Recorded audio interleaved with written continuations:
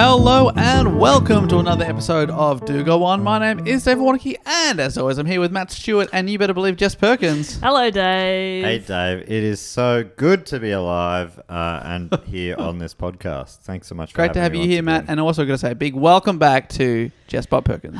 She's back, baby. She's back. She's better than ever, and she's unstoppable, I think is what we've learnt. Agreed.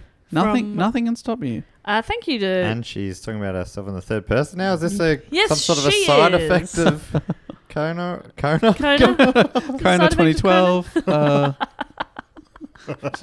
Merging a few concepts there. Obviously, Matt has only just started hearing about coronavirus. Yeah. So it's new to you. You don't know that. I still haven't got my head around it. No. We're not calling it Kona. No? Not yet. Okay. Yeah, I reckon 2023 we'll be I calling don't it think Kona. it hasn't been around enough for a cute nickname. Yeah. Yeah. Sure. Yes, I am back. Thank you for, holding the fort while I was away and getting guests in. And I'm not listening to any of those episodes. They are not canon to me. Oh, okay. Not in a fish. Not in a fish. But yeah, I'm back. Hey, we should say once again, thank you so much, Cass Page, for joining us. Don't listen to Jess. Yeah, if it was anybody other than Cass. Unfortunately, Cass is an absolute delight. So it's hard for you to really... It's hard for me to hate her, but I do. No, not at all. Yeah, thank you to Cass, and thank you guys for just, lifting me up. Hey, thanks so much for being someone we can lift up. Yeah. Now, Dave, Yes. Jess has been gone for a few weeks. She might not know that we've planned a few things while she's been away. Jess, we got some stuff to tell you What about. do you mean? And we figure you can't say no when we're live on the podcast. Why is this not the first time this has happened? What have you done? Well, I, for one, have decided that we should do a quiz show at the comedy festival. What the fuck? Yeah. And you're going to have to answer my questions as a team captain against Matt, your best friend. So it's really going to cause a rift here. Okay. She hasn't said that officially yet. Sorry to try and force that. He's a friend of mine. Yeah. I Well, suppose. he's going to be an opponent of yours, because at the comedy festival this year, I've booked us 3 nights at the Melbourne Town Hall. Monday nights, April 4, 11 and 18. And Jess, while you've been away, we've sold about half the tickets. Okay. And we're very happy about that. Thanks, so everyone. I really can't back out. Yeah, honestly, we've just passed the point of no return with the ticket sales, so you kind of have to be there. I'm kidding. I love it. This will be great. So it's called Do Go On, the quiz show. I ask the questions, you guys answer them with special guests each week against each other. And basically, it is like an episode of Do Go On, because I pick one topic from history and quiz you all about that topic. So by the end of it, we've all learnt a little story, but we've also got some points on the board. So exciting. I can't wait to crush Matt. Yeah. Crush the loser. And The loser will be crushed. That's a rule. I'm also doing a show at the Comedy Festival with Alistair Tremblay-Birchall, our resident clit expert. And also peen expert. Is that on the poster? I think so. And the show is Can called... I have a go? Can I have a go? Because I think Dave sometimes can get it, but I want to have a go. Honk honk. Yes. Hubba hubba. That rings a bell. Ring a ding ding. Dave? That's right. That's correct. Correct. Ding. First point to Jess. Oh, no. Honk honk. Hubba hubba. Ring a ding ding. And it's on for the second half of the festival. Not Monday. On Monday nights, Angus Gordon is playing my role. But yeah, go see it that night as well if you want to. No, don't go to see it that night. Come see our quiz show that night. That's right. See me and Al on one of the other nights. If you It'll be really a love lot us, of you'll fun. never see Angus Gordon. Yeah. If I ever see you looking at Angus Gordon, I will feel like you've betrayed me and you are dead, You're dead to us. Dead to us. Dave, another thing Jess might not recall anymore because she's been away for a couple of weeks is how this show works. Yeah, Jess, it's been a while. Do you remember? Do you want me to... I think there's a gong involved. Yeah, that's also at the quiz show. But basically on the podcast, what we do is we take it in turns to report on a topic, often suggested to us by one of the listeners. We go away, do a bit of research on it, come back and present a report to the other two, who sit quietly and never interject. And Jess, it is your turn, should have probably confirmed this with you as well, to write a report on that topic, and then you always start with a question. Yes. And if you've got a question, we know that another side effect of COVID is getting a question, because you never have one. I never have one. So I do have a question. Wow, you're a changed woman. Yeah, COVID has made me better. Who knew that could happen? But it has. My question is, what is our favourite kind of badass on Do Go On? Oh, World War It is II. a World War II badass. Do we get half a point there for that? Yeah, that was actually perfectly in unison. I think people who get your voices confused just heard one voice then. Yeah. So Funny that people get our voices confused. Do we sound the same? Not at all. Do I sound like that? Do I? Yes. Yes.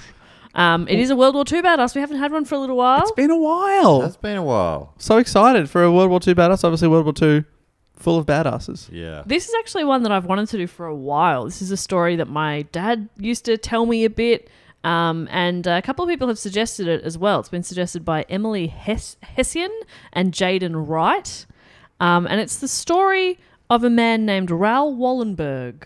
Oh, I do know that name. I Rings a bell? do not know that name. Do you know much about? A little bit, just because, and maybe I'll say my story about him at the end. Okay.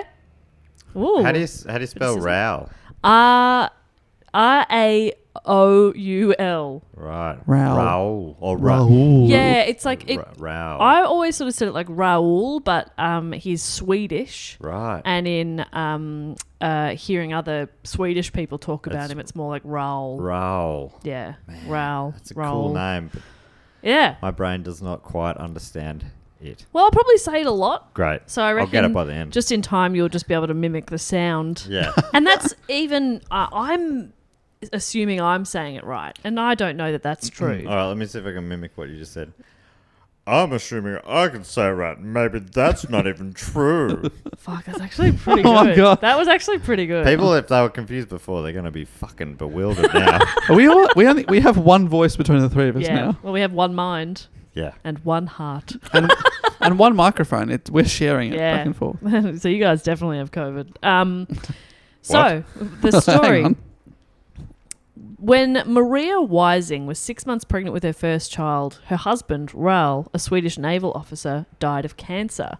Tragedy struck again 3 months after she gave birth when her father died of pneumonia, leaving both Maria and her mother, Sophie, widowed. Jess, did the character this is about just die in Nope. the first seconds? Okay. Did feel like that. Oh my God. Flashback. I know what you're thinking.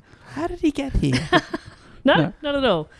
Because in the next sentence, so Raoul Gustav Wallenberg was born in August of 1912 and raised by his mother and grandmother just outside Stockholm.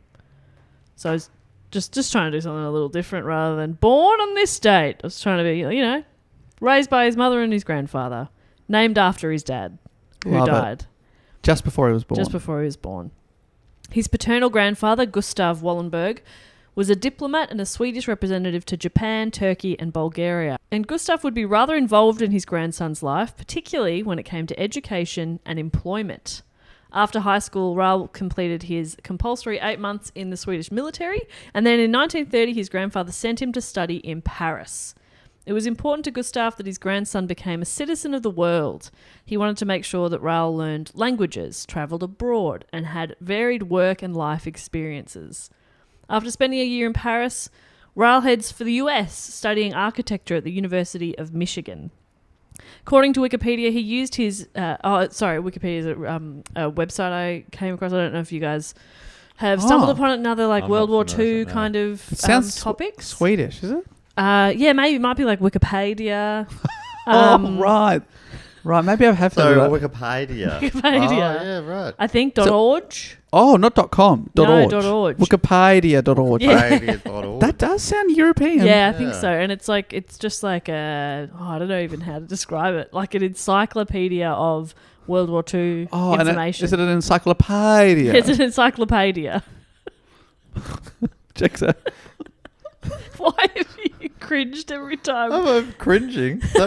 This is me laughing, Bob. Do you not? You haven't seen I've this never before? seen it That's before. how rare it is. It looks like a cringe. Oh, no. Encyclopedia. I'm hurting Matt. hates it, and I don't know why. I'm not hating it. I'm probably trying to stifle the laugh. Because You are- you're being serious about something, and it feels very rude to be laughing. So it looks like a It's you're cringe, having but a it's just me Yeah. trying to stop myself. you're having I'm a laughing at visceral response every time. Does matter- Encyclopedia. But you don't want to. You don't want to be seen to be laughing at another language. Yeah, you know, it's laughing a at beautiful Swedish. It's language, insensitive. Yeah. No, we're not laughing at the language. It's probably my butchering of it. Yes. So according to Wikipedia, he He used his vacations to explore the United States, with hitchhiking being his preferred method of travel. About his experiences, he wrote to his grandfather saying when hitchhiking, you have to be on alert the whole time. You're in close contact with new people every day. Hitchhiking gives you training in diplomacy and tact. Oh, I was imagining when he said you got to be on your guard all the time, like he's just got his fists up all the time, ducking and weaving in the back of a car, just in case. Just kind of getting used to, communicating with different people, adjusting your communication style, acting with a bit of tact. And he's like, the Wallenberg family and his grandfather are quite wealthy, but he wasn't sort of a classic rich kid studying abroad. He took summer jobs with a lot of his friends. He worked at the World Fair or something at one point. It does, yeah. Well, it did sound like he was rich. I mean, he's been sent around the world studying stuff in the 19. It's in the 30s. Yeah, he's gone to Paris and then the States. The Great Depression, everyone's battling. He's just feet up in the first class spa. Grandfather. Hitchhiking in first class. You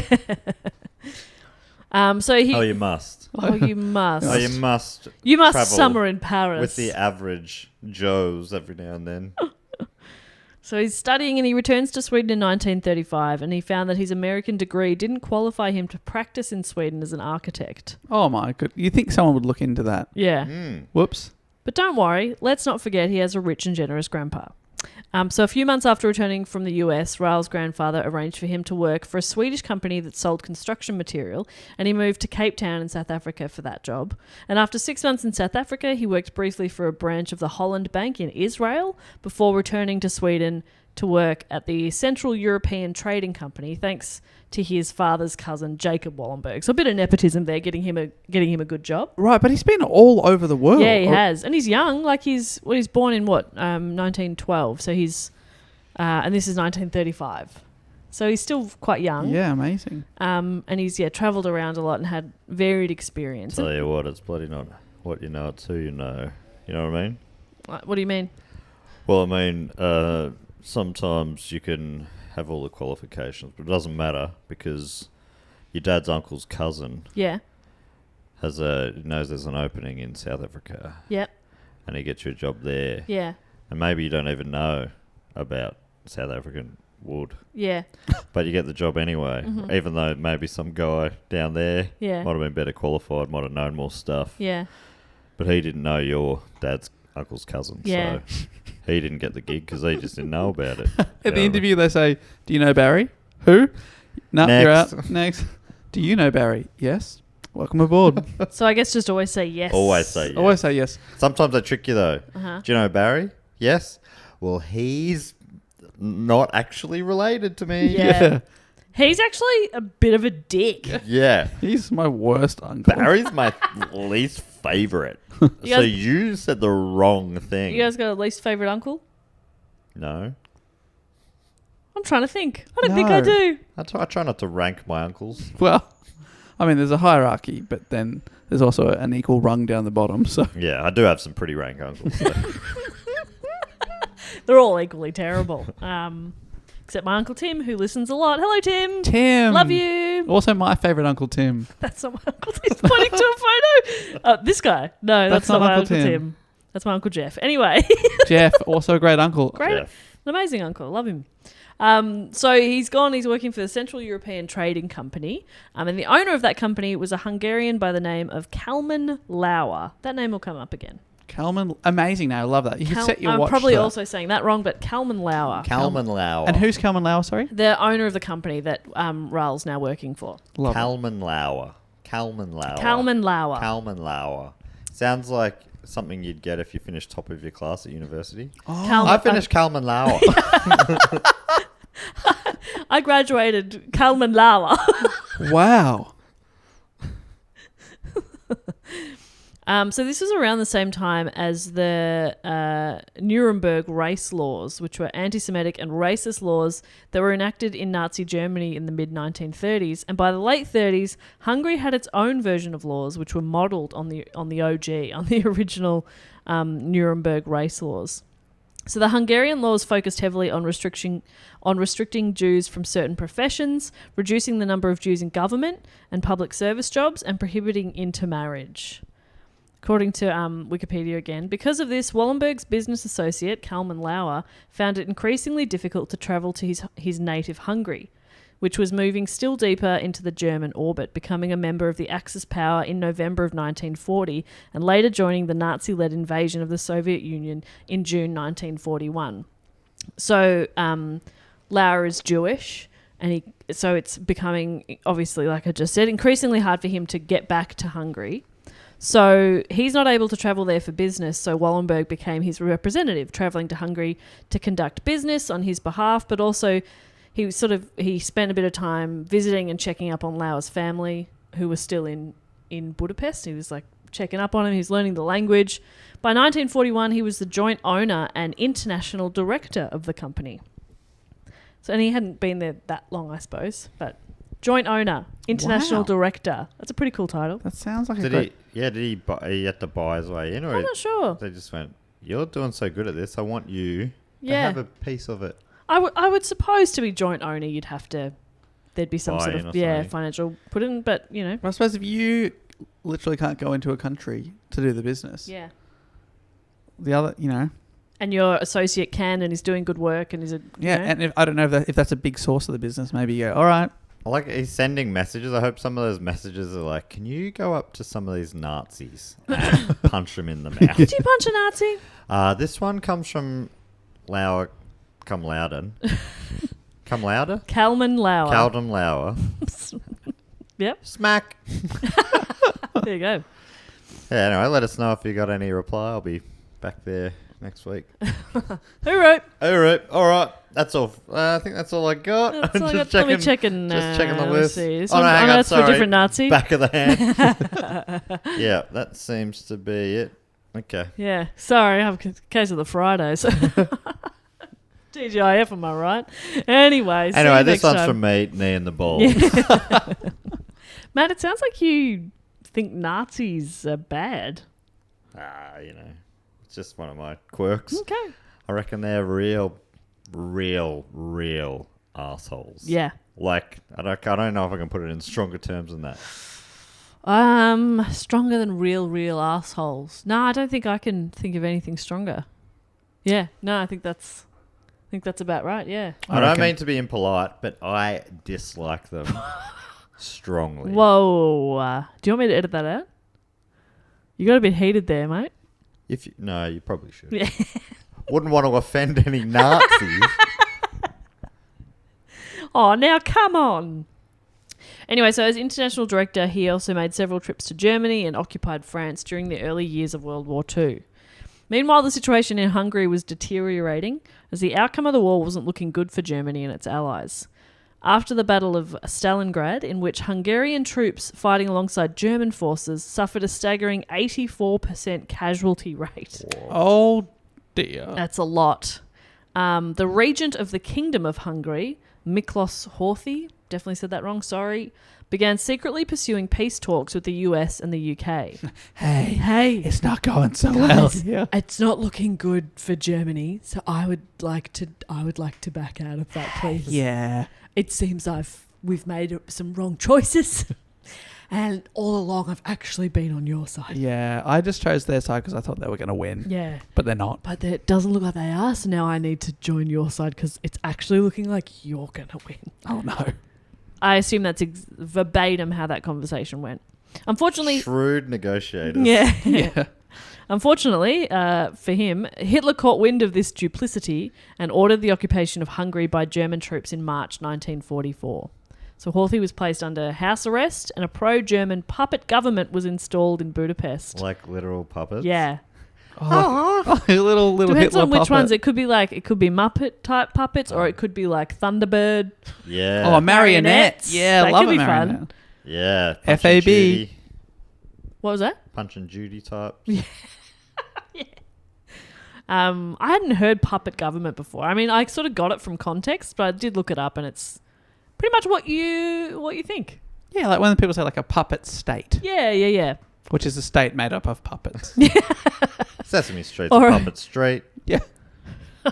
It's like that on a larger scale. When somebody has their hand up your ass and you're in a bit of a puppet state. Yeah. You're sort of going, whoa, what's happening here? What's happening here, my puppet? You know, like that. But you are at their mercy. You have to do what they say. You really do it at that point. Sometimes I start talking and I'm like, shut up, Jess. And they're behind you talking out the side of their mouth.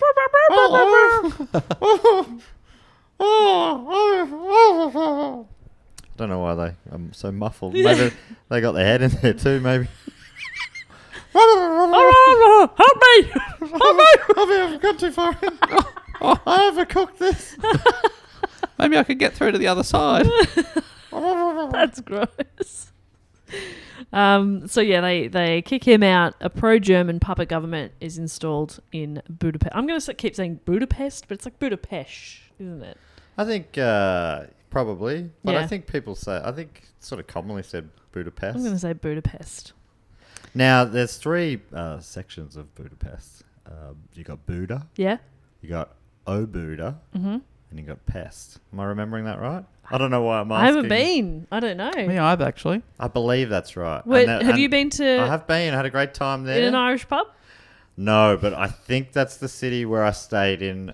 It's pretty crook looking back. I mean, I thought it was crook at the time, but it was... I stayed at the Aboriginal hostel. What? And I assumed that it meant like...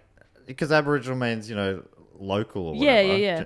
So I just thought it was like going to be... It just meant local hostel. But it was Australian Indigenous themed hostel. What? Okay. In Budapest. Budapest. Yeah. How interesting. Yeah, very, very strange. I think it was like the person... I said to the guy, I'm like, why? What's this? What's happening? And he was like, I love Australia. I said, oh, have you been? He said, no. Oh, I love boy. It was very strange. But also, like, people aren't going to Budapest to appreciate Australian Indigenous culture. Yeah, Is well, and I mean, yeah, it was what I mean? sort of, yeah. Yeah, it's a bit strange. Yeah. But were they But I think targeting Australians, I guess, but it's also not... I mean, it worked for me somehow. Yeah. But it was just because it was the cheapest hostel available. Yeah, there's a reason for that too. But Interesting. I just, I was on a tight... I was in Europe on a shoestring. Yeah. I should write a book about that. So prior to this, Hitler catching the guy trying to make peace talks, prior to this, Hungarian Jews had lived in relative security and safety from the Holocaust. But in April and May of 1944, the Nazi regime and its accomplices began the mass deportation of Hungary's Jews to extermination camps in Nazi-occupied Poland. I read in a couple of places that the deportations took place at a rate of about 12,000 people a day. Fuck. Absolutely it's insane. So fucked. It's just fucked. So a plan was being put together to rescue Hungarian Jews by the newly created War Refugee Board, or WRB. The man tasked with the job was Ivor C. Olson, who worked in the US Treasury Department and was also secretly employed as the Chief of Currency Operations for the Office of Strategic Services, the OSS, which was like the pre-CIA. It was wartime espionage, basically. So he worked for them as well. And Olsen needed to find someone to go to Budapest and organise a rescue program. And he established a committee to find a person capable of the task.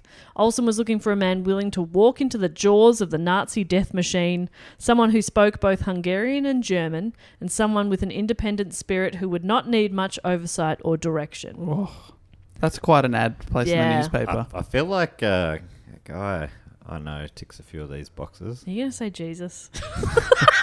Jean-Claude Van Damme. Jesus would have been funny though. Just every time you sort of start to go, I know a guy, I'm like, it's going to be Jesus. Oh, no. I know a guy who... That's normally always carpentry though. Yeah, that's true. I know a guy who is pretty handy with a chisel. Does this also call for a bit of carpentry? So, Olsen's put together this committee to find the right person. On that committee was Kalman Lauer, Raoul's business partner. Oh, Kalman Lauer.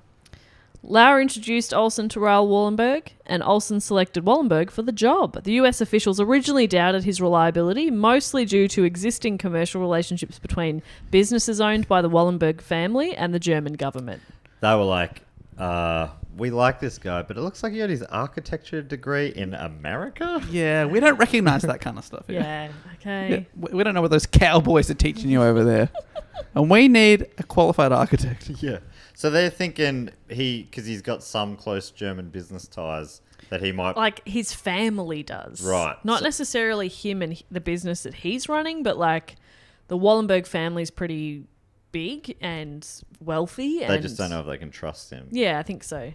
But those concerns were eventually overcome. They made some sort of, like, a bit of a deal. And Wallenberg reached the Swedish legation in Budapest in July 1944. Do you know what a legation is? I'd never heard this. It's like an embassy, but like a lower level embassy. Oh, like a shit embassy. Yeah, it's like... It's a sub-embassy. Yeah. I had to look it up. I was like, what is this? Underwater embassy. It's an underwater embassy. Under the embassy.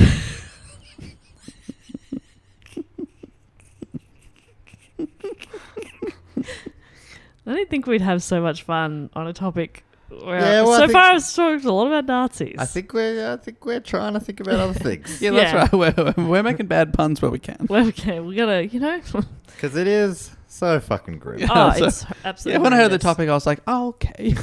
Yeah.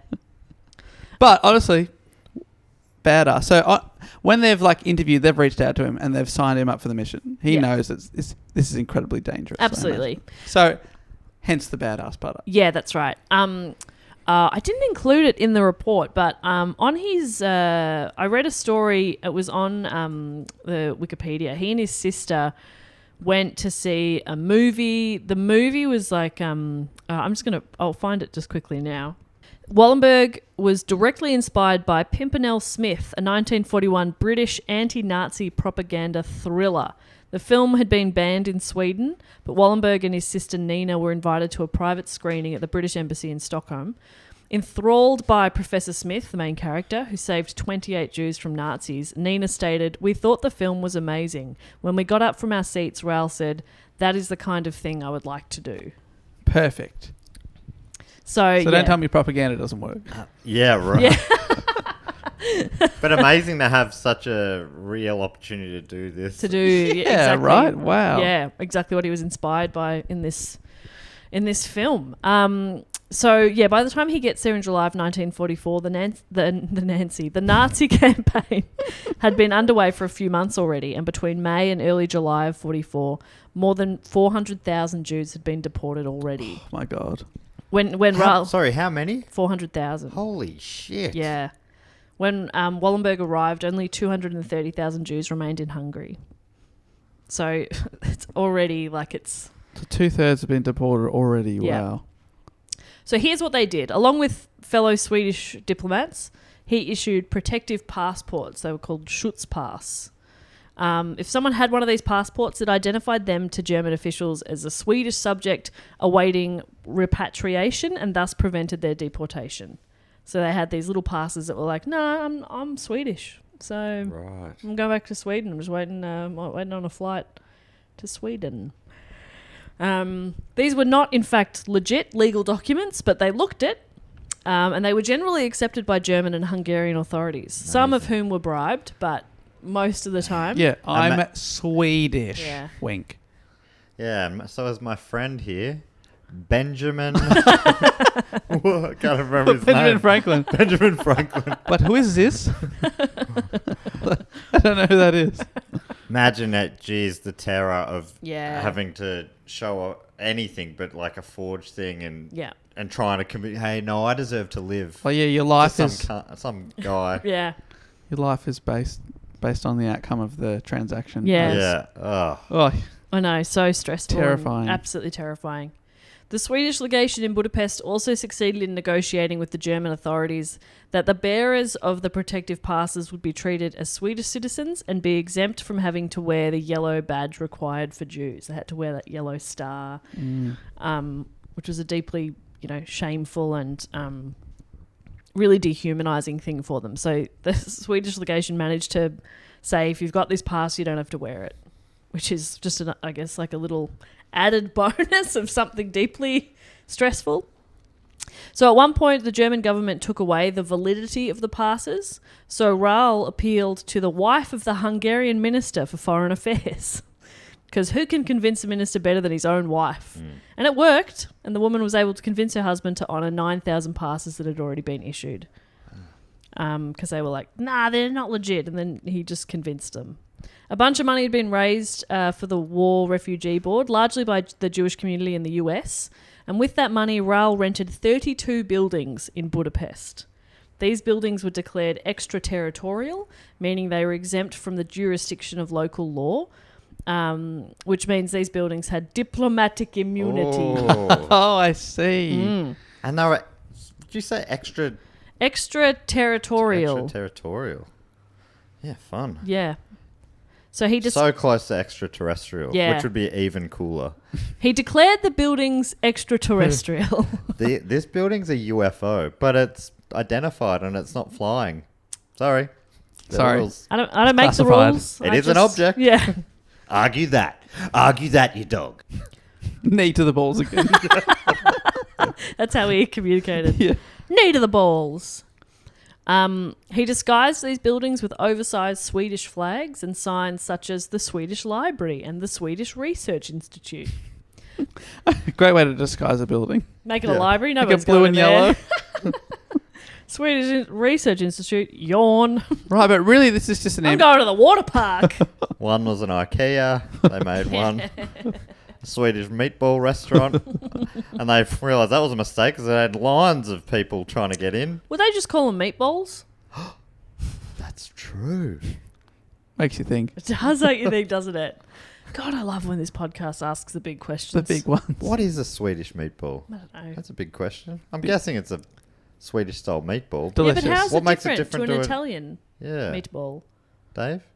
I've eaten some meatballs in Sweden and they were fantastic. But I don't know what was in them because I They were didn't, just in I didn't cook Sweden. them. Yeah. Yeah, right. There you go. Fascinating. Fascinating. That's the kind of insight you get when you travel, you know? Sort of experience new things. Get answers to the world. Yeah, I ate a meatball there.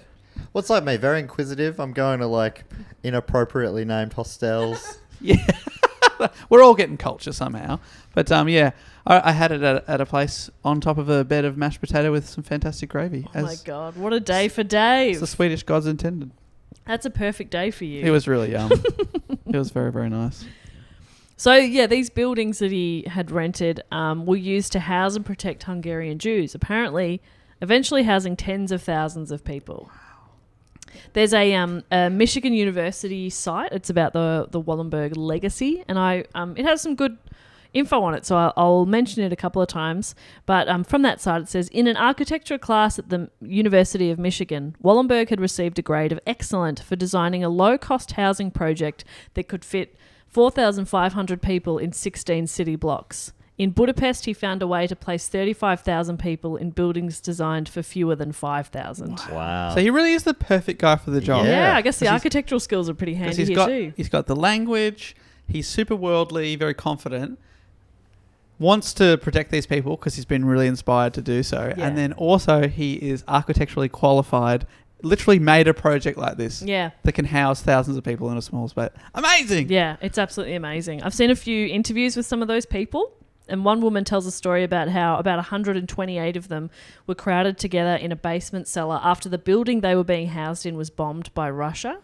And she said food was scarce, and what food they did have was brought to them by Wallenberg himself in the dark of the night. But despite the conditions being dangerous and not far off prison conditions, this woman said morale was incredibly high because, and this is a quote from her, we were considered worthy of saving, and that was just the most incredible feeling. Wow. Isn't that ridiculous? Like, it's heartbreaking. It's Heartbreaking. incredible. So heartbreaking. And what a wild situation to be in. Yeah.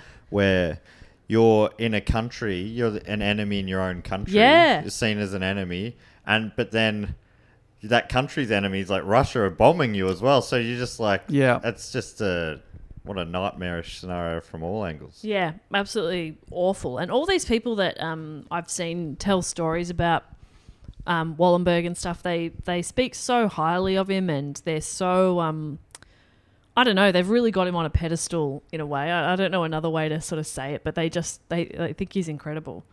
Some of the anecdotal stories, like I was saying, are amazing. I saw a video of a woman telling a story that I also saw mentioned on the Michigan University website. So here's a quote from the site. It says, Jews were frequently tied together 3 in a row on the bank of the Danube. The middle person was shot, sending all 3 into the freezing water to drown. Oh, my God.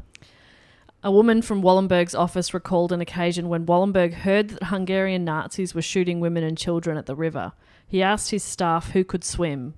We went, it was a cold night, and jumped into the Danube. The water was icy cold. They saved 50 or 60 people. Wow. And this woman telling this story was young. Like, I don't know if she was a teenager but like, she was young when this happened, and he sort of said, who's a good swimmer? And she was like, I'm a great swimmer.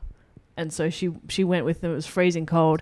And they saved 50 or 60 people. And she was like, we couldn't have saved those people if it wasn't for Wallenberg. And it's like, you saved people. You saved people's lives. Couldn't have saved them if you weren't a good swimmer either. Yeah. Holy shit. And even crediting that to him. And I mean, that's amazing that they would all do that. But yeah, like a young woman being like, well, I'll just go jump into this icy cold water and save some people. And you also assume that it's not like they're just doing that without danger anyway. Exactly, like, yeah. Just there, people are getting shot. Yeah. Ugh. Incredible. So they saved a bunch of people that night as well. This is a story from Wikipedia. What is it? Wikipedia.org. It's pretty badass as well. Sandor Ardai, one of the drivers working from Wallenberg, recounted what Wallenberg did when he intercepted a trainload of Jews about to leave for Auschwitz. He said he climbed up on the roof of the train and began handing protective passes through the doors which were not yet sealed. He ignored orders from the Germans for him to get down. Then the Arrow Cross, which was a far-right Hungarian nationalist party, the Arrow Cross men began shooting and shouting at him to go away. He ignored them and calmly continued handing out passports to the hands that were reaching out for them. I believe the Arrow Cross men deliberately aimed over his head, as not one shot him, which would have been impossible otherwise. I think this is what they did because they were so impressed by his courage. After Wallenberg had handed over the last of the passports, he ordered all of those who had one to leave the train and walk to the caravan of cars parked nearby, all marked in Swedish colours. I don't remember exactly how many, but he saved dozens off that train, and the German and Arrow Cross were so dumbfounded that they let him get away with it. Oh man, how it's ridiculous! But how brutal to be like choose like I know people both from both sides, people accepting it and being like, oh, you'd feel awful, you know. It's just I know, yeah. But obviously, none of their fault that they're in that scenario. I know. So it's just everything about it is just so fucked, like incomprehensibly fucked. Exactly right. Yeah, Wallenberg can't save every single person on that train maybe this day, but does that mean he doesn't try? Yeah. That he doesn't at least try and save some? Of course. You know, and then I know you're absolutely right. It's incomprehensible. It's horrendous. But that's just a crazy story that he's on top of a train. Yeah, wow, such bravery. Handing in passes. It's wild. And it is a wild idea that they're shooting near him, but purposely trying to scare him, and he's not scared. Yeah. And then, I mean, I suppose you sort of have to take that story with a grain of salt because you don't know. It's third hand, and it's somebody hypothesizing about the intentions of these Germans and Arrow Cross men, but who knows? But it's pretty wild. He started sleeping in a different house each night to guard against being captured or killed by Arrow Cross party members or by Adolf Eichmann's men. He was one of the major organisers of the Holocaust. honestly, I reckon if they try to capture him, they just sort of like swoop above his head. Yeah. Sounds like they're fucking useless. Just can't get him. Just like typical dumb goons. Yeah. Stormtrooper sort of thing. Yeah. Oh. Apparently his car was blown up one time, but nothing stopped him from tirelessly confronting, manipulating, bribing, and harassing Nazis. I just like that. I like that. He's just harassing them. He's confronting and annoying Nazis. Nazis are like, this man is harassing us. He's so mean. Leave us alone. We're just trying to go about our Nazi business. I'm just doing my job, okay? I'm just following orders. Just following orders, just doing my job. Yeah, classic Nazi bullshit, said Wallenberg. Raoul. Fucking, yeah. You better, you fucking... I don't know what to say here, but... Feeling a lot of feels. Feeling a lot of things. In the last days of the occupation, German troops, along with Hungarian Nazis, assembled around the Jewish ghetto in preparation for a massacre. When he learned of the plan, Wallenberg confronted the Nazi commander, persuading him that if he allowed the attack on the ghetto to go forward, Wallenberg would see to it that he was hanged for his crimes against humanity after the war. The frightened Nazi, who knew Hitler was about to be defeated, called off the assault. The lives of about 70,000 Jews were saved. 70,000? Apparently, yeah. Sometimes the numbers get a little muddled. Different resources say different things, but it was a very big area that the Hungarian Nazis were just going to storm into and start shooting. Imagine being like, hey, look, we're going down, but I'm really committed just to killing innocent people. Yeah, I know. It's like, oh, we're going to lose this in a couple of days. So if we're going to do some killing, now's the time. Because all's fair in war. It's like assuming so indoctrinated into this hate. Yeah. That it's just, yeah. It's in a way, and the only word I can think is fascinating, that just the psychology of it. You're right. Fascinating. Fascist nation. It's so fascinating, isn't it? Don't you think? Such an interesting sociological experiment. Just fascinating. Is that an article on Wikipedia? Wikipedia says, just fascinating. What's wrong with us? I don't know. So what happens next is widely speculated. All the sources I read said slightly different things. Back to that Michigan University site, it says, on a mid-January morning in 1945, 20 Soviets arrived at Wallenberg's door. Speaking haltingly in Russian, Wallenberg explained his mission to rescue the Jews and asked to be taken to the highest Soviet authorities. He spent that night at Russian headquarters in Budapest. The next day he returned home with an escort to pick up his belongings. Friends described him as calm but with an edge in his voice, assuring them he would be back in about a week. Wallenberg's friends and family never saw him again. What? On the other hand, Wikipedia says that Wallenberg was called to the headquarters of Soviet military commander Rodin Malinovsky, and Wallenberg's last recorded words were, "I'm going to meet Malinovsky. Whether as a guest or a prisoner, I do not know yet." So he trusted the communists only slightly more than the Nazis. He allowed himself to fall into their hands because he hoped that the Soviets would allow him to stay in Hungary to take part in the post-war revitalization of its society. It's believed that he was transported to Moscow and held in Lubyanka prison. While we now know the extent of Raoul's efforts, at the time of his disappearance, his achievements were relatively unknown. So the Swedish government was far more interested in maintaining good relations with the Soviet Union than finding out what had happened to a Swedish citizen employed by the United States. So at that stage, he's just a guy. You know, they can't chase up every single person who goes missing during a war. So it's not really like high priority for them to be like, what? Where's Raoul? Anybody seen Raoul?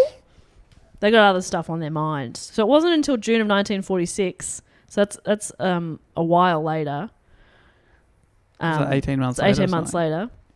Under pressure from the Swedish public and the Foreign Office, that the Swedish minister to Moscow finally requested an interview with Soviet dictator Joseph Stalin to discuss Wallenberg. Though the Swedish Foreign Office had evidence that Wallenberg was imprisoned in Moscow, the minister volunteered that he personally believed that the great humanitarian had been killed in Budapest. Offered an easy out, Stalin said, yeah, that's what happened. Right. So the Swedish Foreign Office had evidence that Wallenberg was in prison in Moscow, but this minister is like, I reckon he's probably dead, hey? He probably died in Budapest, don't you reckon? And What? Stalin's like, How strange is that? yes. That's That so is what strange. happened. Isn't that odd? Doesn't make a lot of sense. That conspiracy of silence continued for 11 years. Wallenberg's immediate family never gave up hope of locating him, and from the moment he disappeared, pressed their case relentlessly. It was only in 1957, during the political thaw following Stalin's death, that the Soviets broke their official silence on Wallenberg's fate. They admitted that he had survived the war, and even that Stalin had been holding him prisoner at the time of the 1946 meeting with the Swedish minister. But they claimed that Wallenberg, a healthy 32-year-old man at the time he was abducted, had died in prison of a heart attack 2 years later. Why were they keeping him in prison anyway? It's a wonderful question. 'Cause Probably he saved people's lives. Yeah. I don't understand. It wasn't even. He was saving them from Nazis. Yeah. I don't get it. No, it doesn't make a lot of sense. I don't really understand why the Soviet Union was keeping him. I don't know. However, several former prisoners have claimed to have seen Raoul after his reported death. Some of these claims are well into the 60s, 70s, 80s. Wow. People saying they saw him. They heard of a Swedish diplomat being held in the prison, and even into the 80s. Pressure was put on US President Jimmy Carter in the late 70s to investigate further into what happened to Wallenberg. Soviet Union would not answer questions to America about a non-American citizen, so a bill was created to declare Wallenberg an honorary US citizen, just so they could get more info. It eventually passed by a 396-2 vote and was quickly signed into law by newly appointed President Ronald Reagan, making Wallenberg the second honorary American citizen in history after Winston Churchill by an act of Congress. Amazing. It's only the second ever. So with his citizenship now granted, the Wallenberg family successfully sued the Soviet Union in 1984 over his disappearance for $39 million or $1 million per year that Wallenberg's fate had been unknown. However, the Soviet Union ignored the suit, did not pay any of the damages awarded by the judge, and they also did not offer any information into his disappearance. Where was this court case? In the US. Yeah, right. So they sued the Soviet Union, which is kind of wild. That is a good question. I don't really know why he was taken by the Soviet Union. That doesn't make a lot of sense, does it? Well, not to me, but I'm not that smart. There's definitely some information I'm missing. I've made this... it's one of those stories that, like, you could go down so many different rabbit holes because it'd be like, okay, well, there's the Battle of Stalingrad. You could look into that in a lot more depth, and then you can look into... Because, well, I mean, as you know from a World War I report, the wars are very complex. The world ones? Yeah. The world ones in particular, yeah. Yeah, I guess They are quite... I never really thought about it like that. Lots of dominoes falling, Uh-huh. Lots of moving parts. Yeah. So they do get a little complicated. Yeah, the wheels were in motion. Yeah. And, our people were talking to their people. Yeah. So. It is difficult to, justify a lot of the stuff that the Soviet Union did. They murdered and disappeared millions of their own citizens. So you can see why maybe they arrested him. He says the wrong thing to the wrong person, and they go, "Actually, I don't like you," and then take him out. And then it's like it becomes a diplomatic thing. Oh, we've killed this guy that people are looking for, and then they just let's be silent about it. Don't say anything, or keep him locked up. I don't know. Yeah. Yeah, I'm not really. Or once that Stalin said, "Yeah, that's what happened. He died." Like you can't 5 years later be like, "Actually, we've had him the whole time." Because that will look embarrassing for you. Right. I think the Soviet Union were accusing him of espionage, essentially. Right. So I think it was more to do with that rather than saving people. But I mean, I don't. Yeah, I think Dave's right. I think it's just they can't really go back on it. Yeah, Really? the espionage he was doing was against their enemy. Yeah, the enemy of my enemy is my friend. Yeah. Right? Yeah, you would think so. But Only I mean, you knew how to say that in Russian. But Russia were on Germany's side for a lot of the war, were they not? No, until 1941. And then Germany made the fatal mistake, which many people say, by invading Russia. Yes, yeah. So I don't know. During winter. Foolish.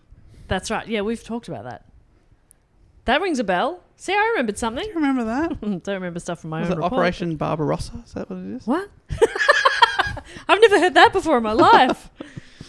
So the number of people that Wallenberg saved is also pretty contested now. The number 100,000 often comes up. Wow. But in a 2004 paper, Hungarian historian, that's fun to say, and Holocaust survivor Randolph L. Braham discussed the mythologizing of Wallenberg's rescue activities. So he said he found, this is from Wikipedia, he found that through personal heroism and diplomatic support, Wallenberg managed to save about 7,000 to 9,000 Jews. However, during the Cold War, his death was exploded in Western anti-Soviet propaganda. In order to make the Soviet crime seem worse, his rescue operations were greatly exaggerated.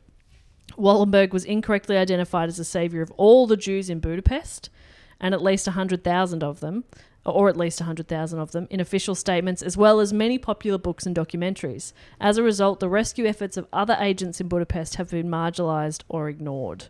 So I think the thing to take away there is he's not the only person, obviously, who was working really hard to save innocent people. And the lowball number is 7,000 to 9,000. Yeah, exactly right. Yeah. Much. And another historian places the number more at like 4,500, still a huge number of people. Unbelievable amount of people. Yeah, and he's working with plenty of other volunteers as well. I think like around maybe 300 people or something. So there's lots and lots of people that were working really hard to save these innocent people. And so I think it's hard because that's not to discount all the work he did, but putting all of the accolades on him discounts the work of a lot of other people as well. So I think it's just kind of, Well, I think to be fair, you should read out the names of the others now. all of them.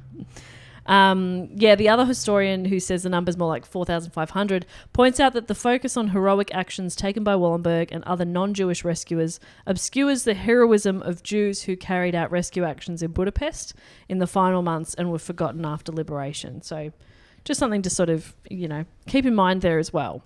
But still, I mean, that does not take away from the remarkable work that he did. And like we were saying, he's kind of the perfect person for the job, having all the exact kind of skill sets that you want him to have. And if you say 4,000 people 80 years ago, think about how many people are alive today. Yeah. Wouldn't be. That's a really good point. I think there was a lot of, is it New York or there's places in America that resettled a lot of Hungarian Jewish people after the war, I think, and really massively influenced American culture. Yeah. And you just, like you say, the amount of generations and generations. Yeah. So many people are The alive flow-on today effects, yeah. because of things he did and everyone else. Yeah. Just amazing. A considerable number of honours and memorials have been dedicated to Raoul Wallenberg all over the world. Numerous films have been made about him, including one called Good Evening, Mr. Wallenberg, where he's played by Stellan Skarsgård. Oh, who's that? From the Skarsgård family. Yeah. Oh, No, there's one of the Skarsgård. Who's the dad of the Skarsgårds? Isn't Skarsgård a place in the Thor movies? He is in the Thor movies. Oh, it's a person in the Yeah. Thor movies. I thought it was one of the places they Yeah, I went. thought that was pretty cool, but That is cool. He's played That by is cool. Daddy Skarsgård. he's been made an honorary citizen in the US, in Hungary, Canada, Israel, and Australia. Wow. In fact, he was our first honorary citizen, which is kind of cool. Wow, remarkable. Yeah, there are multiple monuments in Australia, including a couple in Melbourne. And the reason that his name is always sort of stuck in the back of my head as like a report I'd like to do later is that to drive over to the studio where we record the podcast, I drive past one of his memorials. Which one? The one in Kew? Yeah, the one in Kew. That's where I know him from as well. Because right. I used to drive, so it's at Kew Junction. Yeah.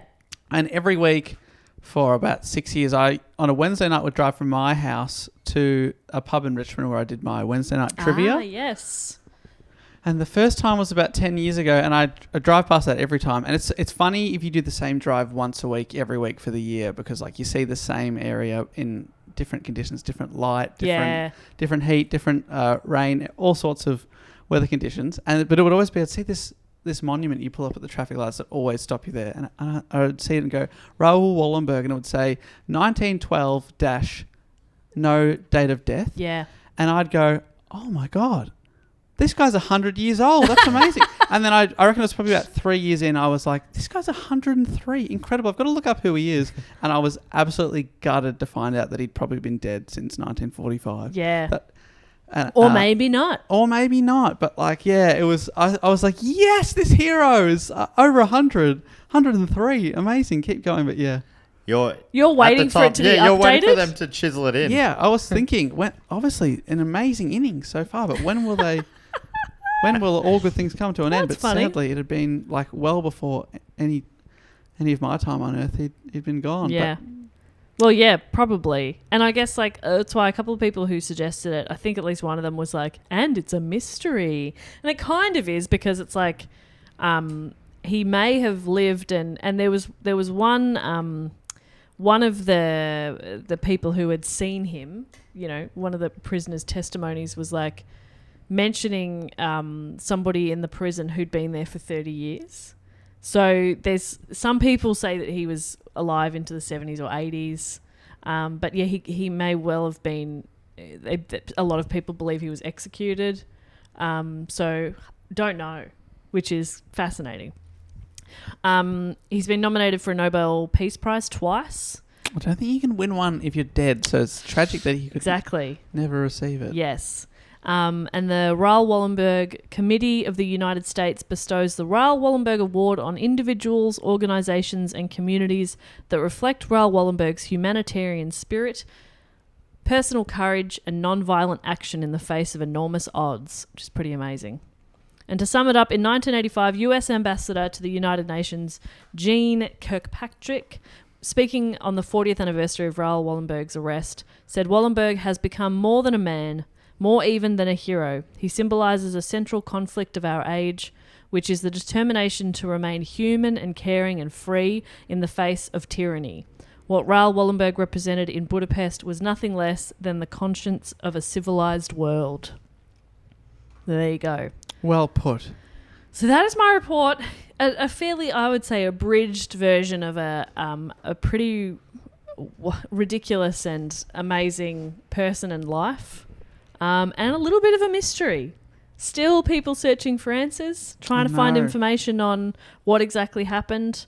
Was he killed in prison?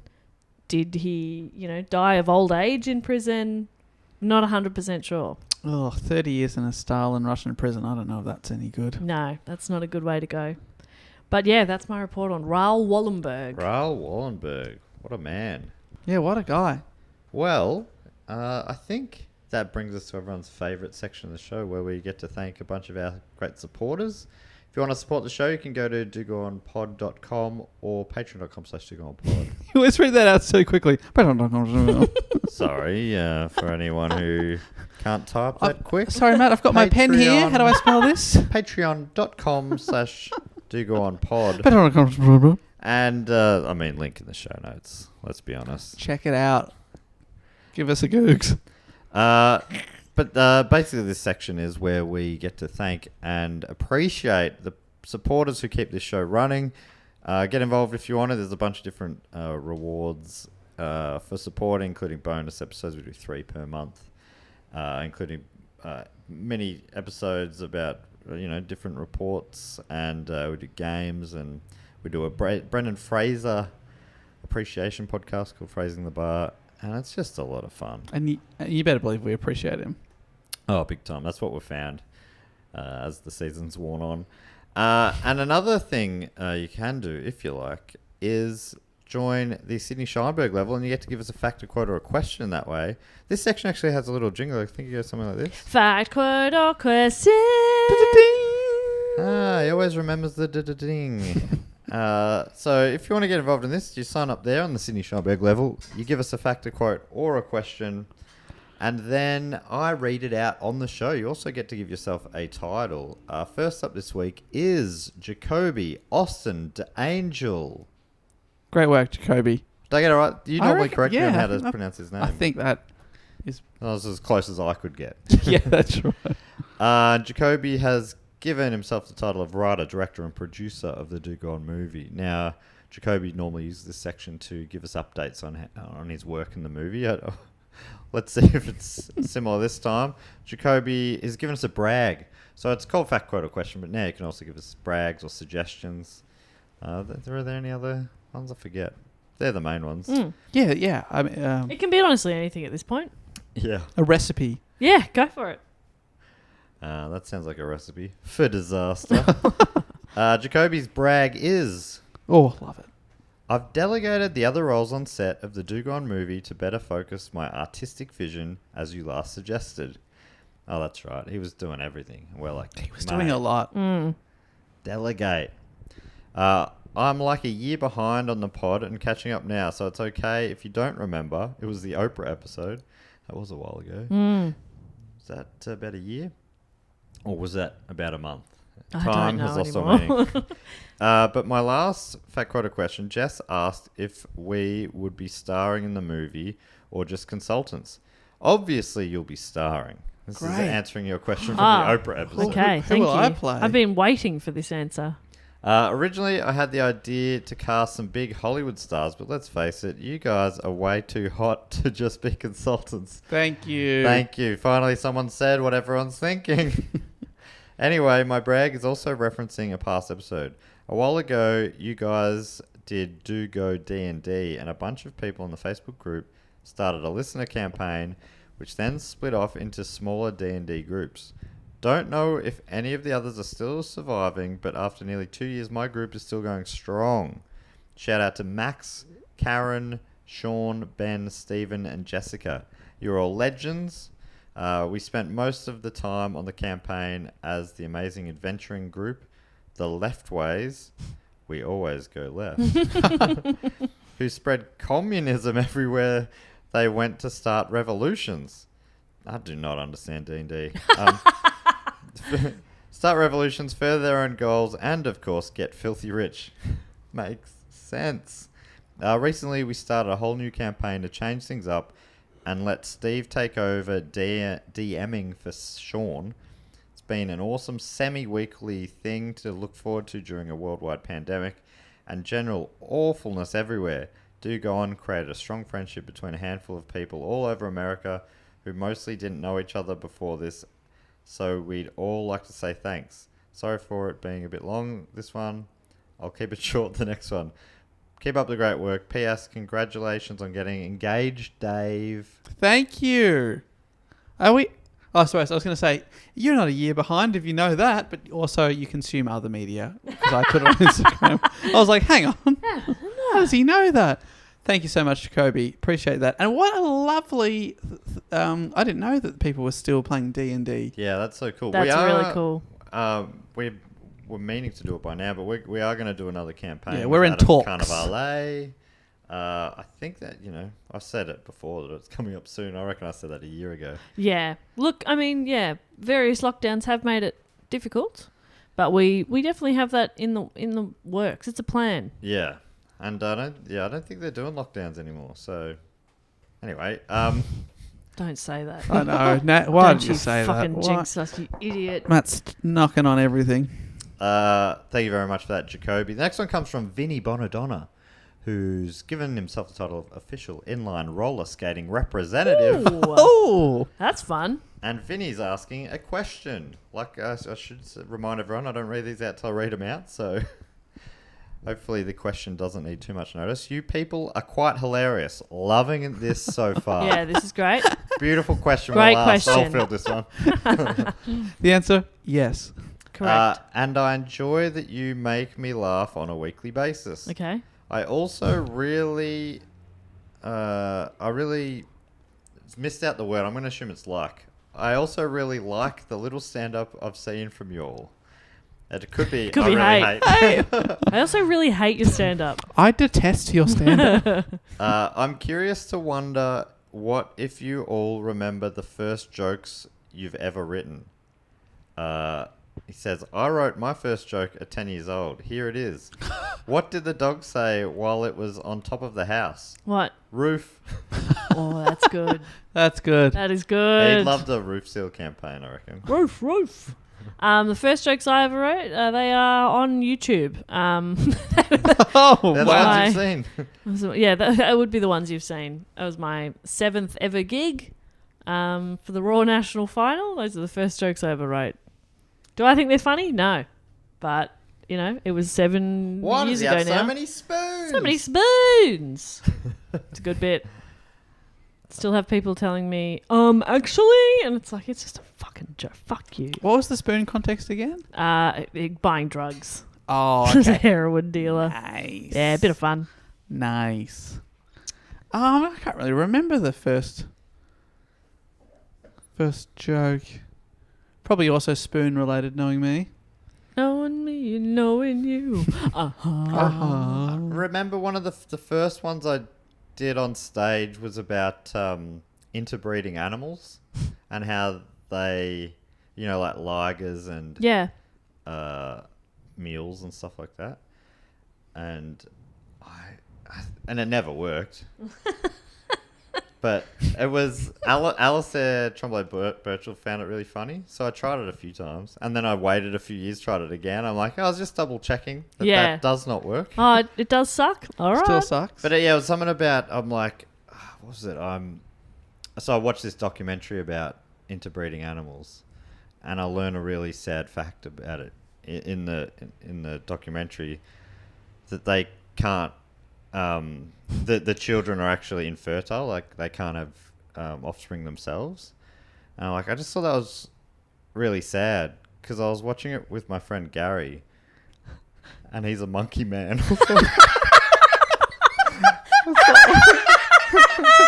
was like, Gary, and he's a monkey man, and I just think he would have made a really great dad. That's funny. That's a good bit. You should try that again now. Try it years later. Now I think you've got the delivery now. You're smooth now. Yeah, you've been doing this a long time. I'll try it again. I'll try it again. And I'll report back. That's funny. That's funny. That is funny. Maybe get to it quicker. I did zone off a little bit, but the punchline really delivers. Oh, so you're still talking about animals. Oh. I just remembered I used to do comedy songs, and the first one was about being in love with the brand power woman. Oh. The lady who comes on and suggests helping new products. you buy better. Yeah. Sally Williams was the one at the time. So, yeah. Any footage of that? Of your early songs? Did you ever release an album? No. Sadly, it's not on Spotify. Probably just as well.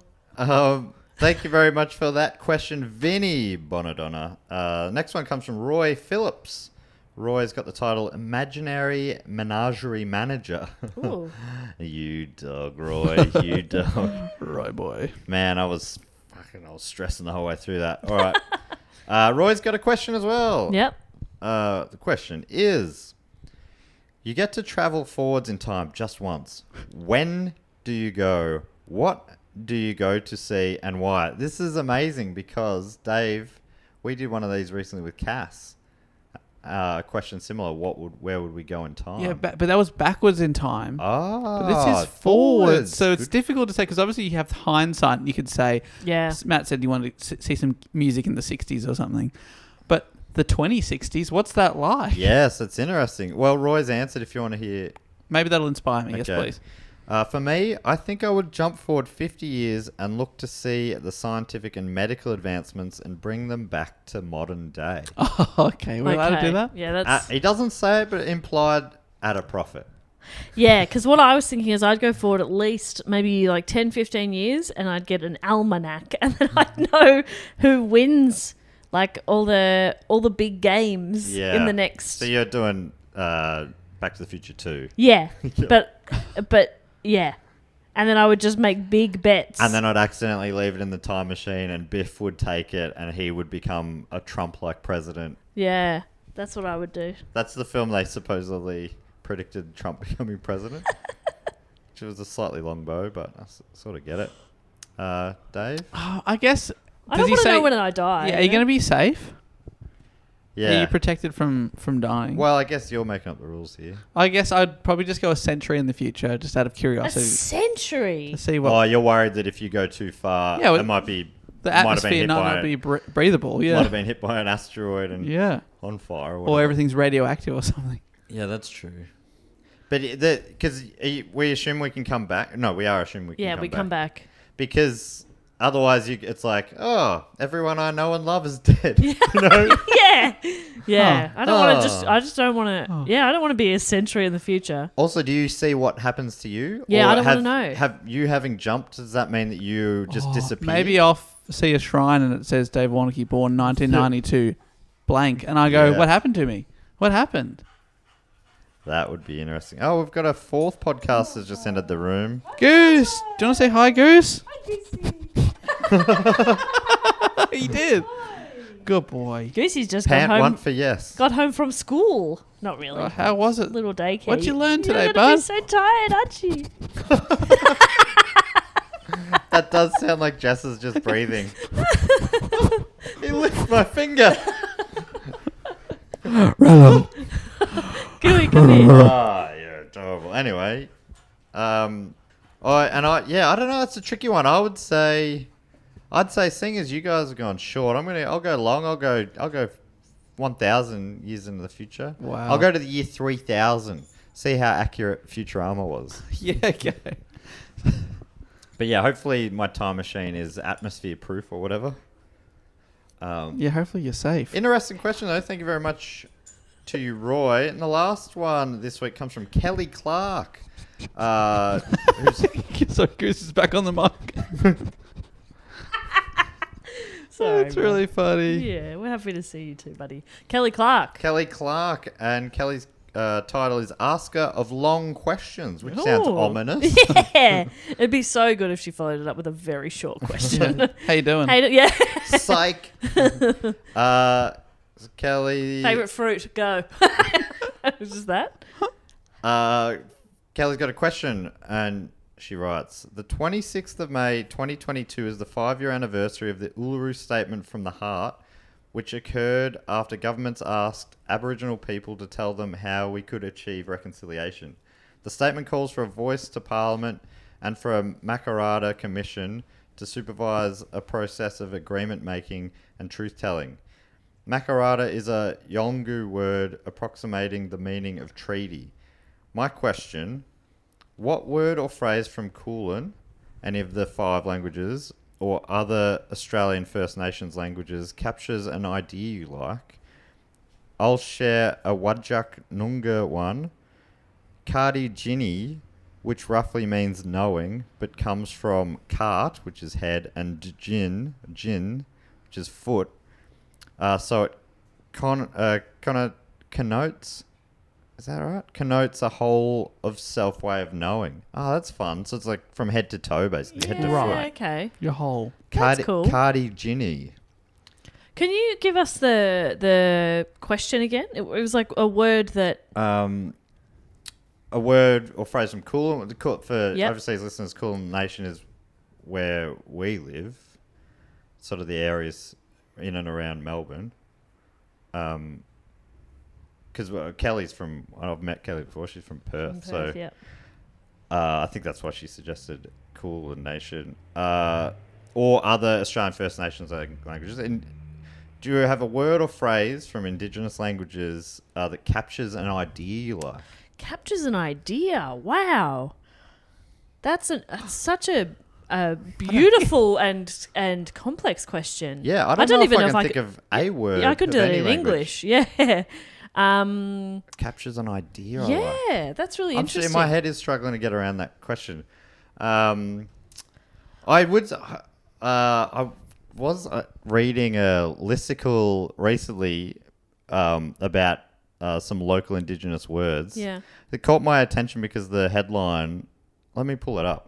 An introduction to Boonwurrung language from Auntie Faye Stewart Muir. I'm like, Auntie Faye Stewart Muir? My surname's Stewart. I'm so self-obsessed. Auntie Faye? So Auntie Faye's a Boonwurrung elder. And yes, she gives a list, and some are real fun. The one that I like the most, and I don't think this quite answers Kelly's question, but maybe it's in the ballpark.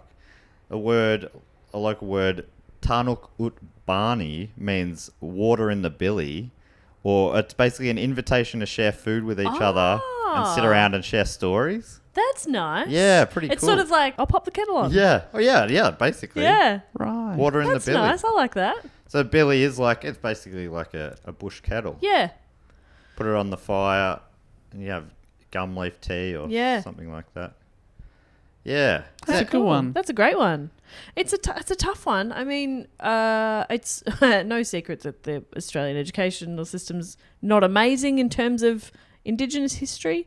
So we don't learn a lot about language and stuff like that. And I believe it's getting a lot definitely better getting better, with yes. since our time at school, it has improved a lot. Absolutely. But yeah, we didn't learn all that much, and there are hundreds of languages too. So I honestly don't know if I have one that like encapsulates a. No, me either. What about this one? I also like as well. Barring Bullock, which means many footprints. So this is a tracking device when out hunting, but also to see what animals or birds have been down to the waterhole to drink. Oh. Just love that idea. I love the idea of you just, being able to, you go, oh, I can see who's been here. Yeah. There's an emu. Yeah, that's cool. There's a kangaroo. There's an elephant. Somebody's lost. Somebody better call Tawonga Zoo. Taronga Zoo. Tawonga Zoo. I made up a zoo there. That's a great question, Kelly. Not one that I have an answer to off the top of my head, but if you have like a resource or something that you think could be interesting for us to have a look at, feel free to let us know. But yeah, I don't have one off the top of my head, but I like your example. And Matt, you found some good ones there. That's cool. Yeah. Right. Well, and I really do like Kelly's example there. Yeah. Cardigini means knowing something whole of self. Yeah. Head to toe. That's really cool. Yeah. Cardigini. All right. Thank you so much to Kelly, Roy, Vinny, and Jacoby for your facts, quotes, and questions, and your brag, Jacoby. We also like to thank a few of our other great supporters. Normally, Jess comes up with a little bit of a game to play here based on the topic at hand. Yeah. I do often do that. Yeah, maybe this one's trickier. This one is very tricky. He didn't have a nickname. No, not really. I mean, he had a kind of like I would say maybe something like an unassuming job that is used for good in a way that you'd never expect. Like architecture, but somehow save lives. Mm-hmm. Maybe it's something like that, like Paperboy. Only he... It was bulletproof paper. Yeah. Okay, let's use that one. Okay. We can't burn that one. That's gold. That's too good. All right, well, if you're up for it and you have been for the last couple of hundred episodes, do you mind if I go first? Please. Okay, great. Well, I'd love to thank from Modesto in California in the United States, Kevin Droulard. Kevin Droulard. Obviously, for work, Kevin is a firefighter, which is already quite helpful, but not in the way you would expect. Isn't that right, Dave? Yeah, I totally miss what we're doing. I would say a firefighter, yeah. I mean, the idea was that they would do a job that doesn't usually help people. Okay, never mind about firefighter then. Okay. Anyway, but in a way that you wouldn't assume, firefighter... The firefighter... Oh, yep. Okay, go. He... a group of local cheerleaders just could not nail a particular move, and he was driving by in the fire truck one day and said, I know exactly how to fix that. Yeah. Walked in and said, all right, 2, 3, 4, walked them through it, and they went on to win national championships. They went to the nationals. They won the nationals. They won the national Bloody championship, hell. the world championships, because it's America. Wow. So yeah. That is amazing. Pretty cool. That is so cool. Okay, so a job and then something that they help. It was going to be dull sort of jobs, like architect. Imagine an architect who may have saved 100,000 people's lives. Yeah. That's surprising. So it was going to be not necessarily saving lives, but helping in some unexpected way. And I went for firefighter because I also didn't quite understand. Well, I obviously didn't nail the explanation if two of the two people listening didn't get it.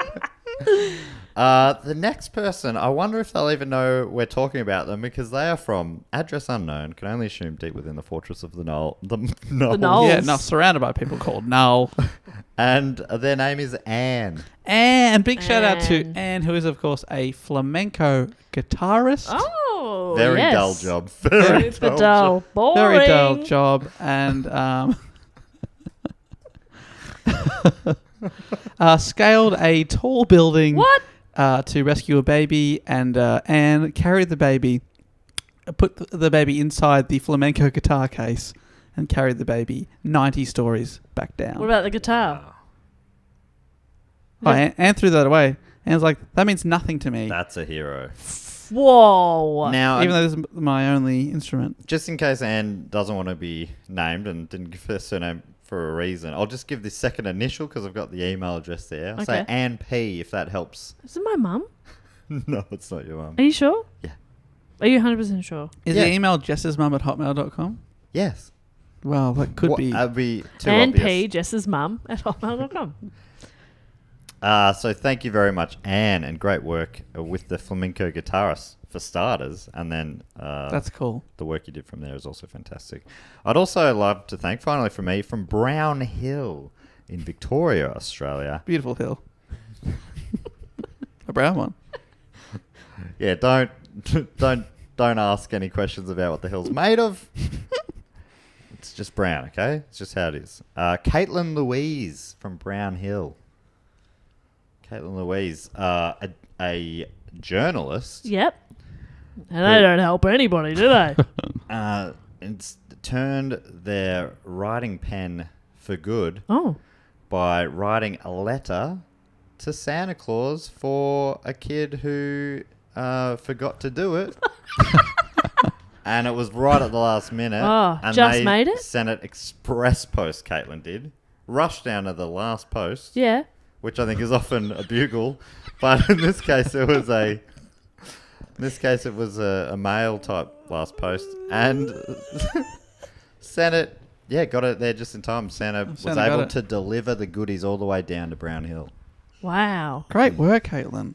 Fantastic work. Right, finally, some good news. Yes. And Dave, would you like to thank a few names? Yeah, of here? course. I'd like to thank from Strathmore here in Victoria. Big shout out to Nicola. Nicola. Hello, Nicola, who is a chef. Yes. Yes. And always has a license to carry knives on the train. Yeah. And normally, it's just like, hey, these knives are just for the chefing. But on this These case... are just to Julienne. Yes. But whilst on the train, on the way to work, Nicola heard the distress call of another passenger. Turns out they needed to have their airway cut open Oh, Jesus. to live. Did Nicola Julian open their airway? Yeah, did it in like a beautiful julienne cut. Wow. So Which meant very it little was- scarring. Yeah, very little scarring. Wow, that's nice. Didn't even need stitching. Wow. Yeah, No Great. stitching. no stitching. But, okay. I don't understand how. It was a magical cut Wow. by Nicola. That's a Wow. sharp knife. Great work, Nicola. You are a hero. You're a hero. I'd also like to thank from Mount Gambier in South Australia, William Northcote. William Northcote William is Northcote. a Accountant. accountant. An accountant. And we all know they're good for nothing. But Except- Good William... luck just turning this into a positive. But one time, William was heading to the train station, head home from work, and a big gust of wind pushed a pram heading towards the train tracks. Wow. And William rushed over, grabbed it. Everybody, I mean, there was no train coming, but it was Still. could have been very scary for the sleeping baby. And he grabbed it in such a gentle motion that the baby didn't even wake up. Slept straight through. Wow. A hero of sleep there. Yeah. Sleep hero. The mum's Yeah. going to be stoked with that. Yeah, exactly. She's like, I only just got him down. Great work, So William. I'm so glad. And as an accountant, William will be dining out on the most exciting moment of his life forever. Yeah. So great work, William. And finally, I would like to thank from Colorado Springs, and would you believe, Colorado, Whoa. Jonathan McConnell. Jonathan McConnell is an incredible name. What about Jonathan McConnell is a DJ? Yes. And Very they're dull job. Someone had a heart attack. Stopped breathing at his gig. Was there Yeah. a murder on the dance floor? There was a murder on the dance floor. The heart did the murder. So that what's his freaking name? Norm Macdonald bit about he was attacked by his own heart. Well, that's what happened on the dance floor. But DJ Jonathan McConnell, everyone's like, "What do we do? What do we do?" Someone started giving him CPR, the Yeah. person, but then no one could remember how fast staying I knew alive it. goes I for. fucking knew it. So of course he chucks it on, Yeah. whips out the record. Staying alive, staying alive. So he organised a sing along and CPR at the same time. And then saved the gig and saved the guy's life. He's on a mic going like, and but very good. Very good. Keeping them right. calm. Mhm. They're All getting right. that rhythm right. Come on, a couple of breaths now. Yeah. Recovery position. Check the airway. One of my all-time favourite film clips, that Staying Alive clip. It's just they're sort of just walking around with coats over their Yeah. shoulders. It's very cool. So funny. They're just strutting. Pants so high, chops in full view. The shop is in full view. Chop out lines burned into my brain. Much like Dave's was after the last UK tour. Sorry about that, everyone. I was wearing very high pants and strutting around the apartment. And he has every right to do so. May I thank some people as well? I'd love to hear That would be you thank. fantastic if you could. I would love to thank from deep within the fortress of the moles, from location unknown, H. Daver. Oh, that's a good name though. H. Daver. H. Daver. Daver. What do you think? Some sort of shoe salesperson. Yes. Yeah. Yeah, absolutely. But like, pretty good at it. Like, you'll walk in and they'll be like, "You're a size 9." Oh my god, I am. And they'll be like, "Looking for these," and they'll just hand you the type of shoes you're looking for, and you might be like, "I don't know," and you try them on, you're like, "These are the best goddamn This is shoes so of my life." comfortable. It's like magic. And they'll get the shoes to you like people, used to roll the ball down their arm and bump it up. Yeah. What they do with the shoe, they'd roll the shoe down and bump it off their bicep. One at a time. Yeah. And the other. And then do it over the back, around, pop it up to Yeah. you. Yeah, pretty sick. Very cool. What about? And then they actually walk home by the beach. Yes. And someone had been eaten by a shark or attacked by a shark, lost their leg. Yeah. They're bleeding out. Uh-huh. Luckily, H. Davis on the scene, fresh set of shoelaces, Okay. makes a tourniquet. Get Fantastic. out.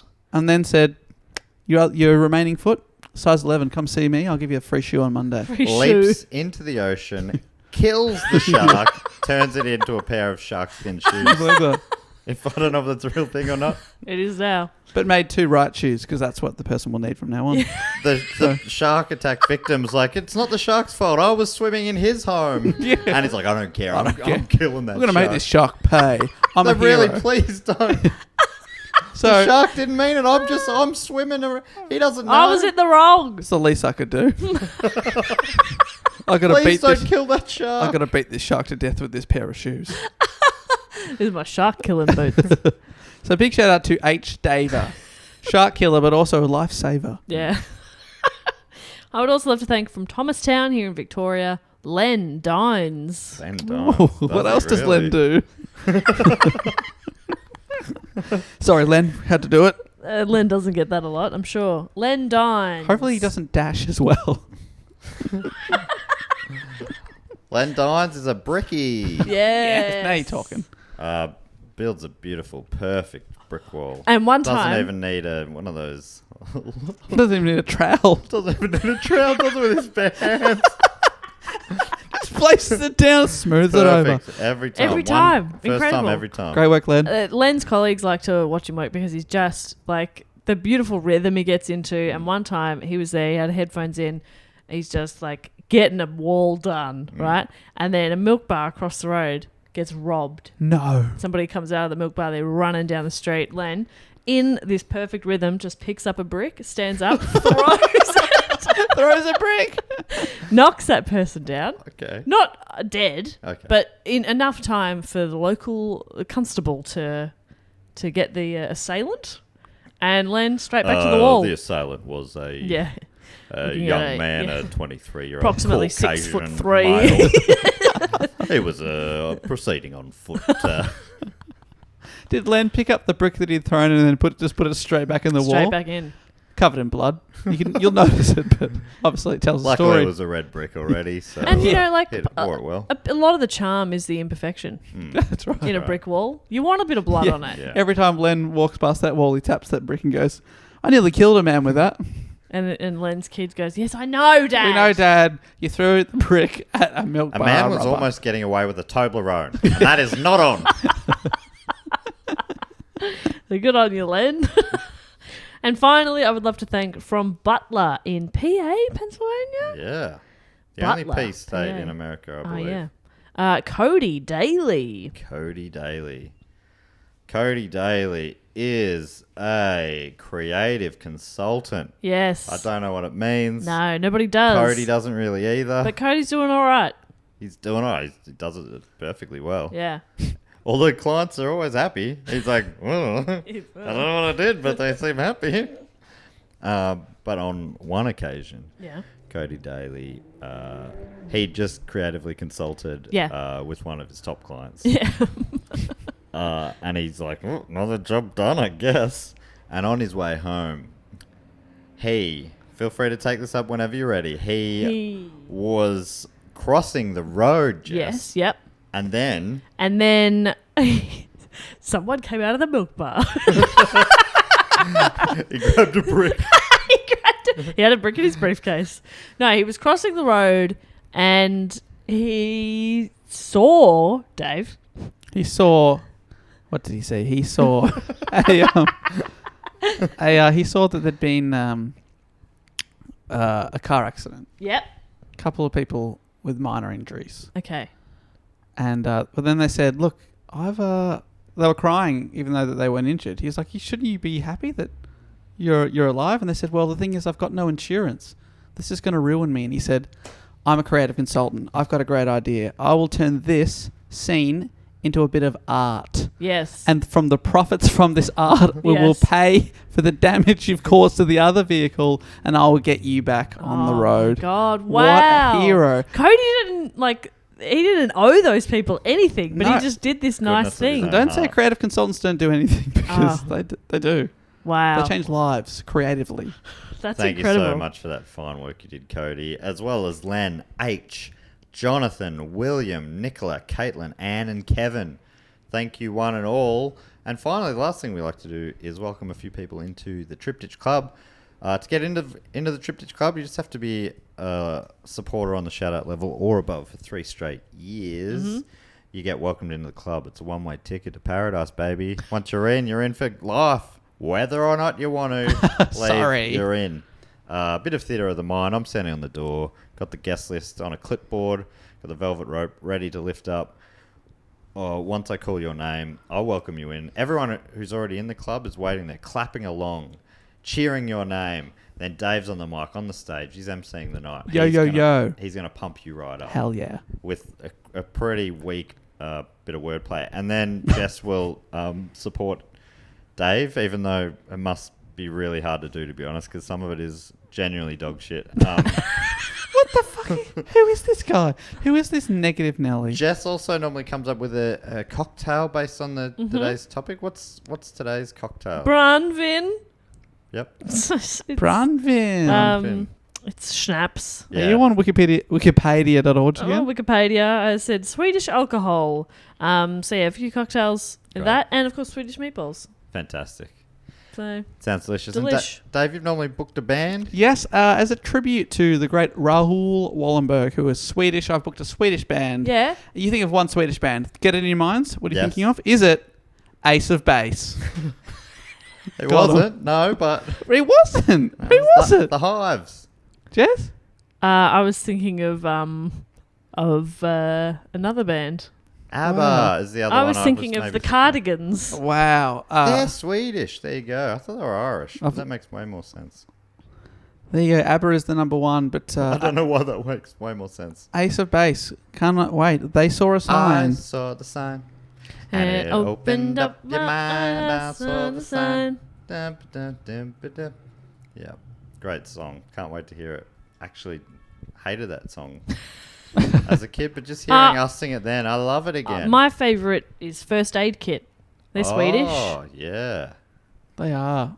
I love, You know, my I band love was them. booked to to open for them once. Get out. Really? Then they cancelled the gig, and by the time they came back, they were way too big to play at the Northcote Social Club anymore. Suddenly they're like, "Oh no, we're doing Festival Hall. We'll get a big local act." And didn't they get their break by covering Fleet Foxes on YouTube or something, and they were discovered that way? Oh, I don't know. I think It's the way of the future. YouTube. You heard of that? Heard of it? I think it's what the kids are into these Yeah, days, and I don't know. Isn't that how Bieber was discovered, by Usher or something? Stop me when I'm making things up. No. All right. Anyway, so we've got 7 inductees into the club this week. Are you ready, Dave? I am ready. I saw the sign. Here we go. All right. From Bundoora in Victoria, Australia, it's Celeste Van Grijnsven. Oh, Celeste is best. Yes. From Holly Spring in North Carolina, fun fact, their fire trucks are blue. It's Paul Jacob. Well, impossible to feel blue around Paul. Yes. Oh my God, amazing. Thank God he added that dumb No, fact. I had nothing apart from that. From Haines City in Florida in the United States, it's Jason Frey. Oh, I thought you were going to say free. Okay, Frey. Jason, hey! Yeah, Frey's the way. Yes. Make way for Jason Frey. Oh. Let's lock that one Yeah, in. that was good. That was good. Edit as From appropriate. Ruppanyup in Victoria, Australia, it's Brad Teasdale. Oh, it's a big rup and yup from me. From Vernon in Connecticut, I reckon, in the United States, it's Brianna Spencer Lyrich in brackets. Not sure if I meant to read that out or not. Nice. Sorry, that really threw me off. Brianna Very Spencer. temperamental. Brianna Spencer, I'll give you a 10, sir. Yes. Would have been, 10, No, it was sir. good, it was 10, good. sir. Yeah, okay, It was keep good. going. Keep it. You're a real princess to me. Shut up. This is not yours to play.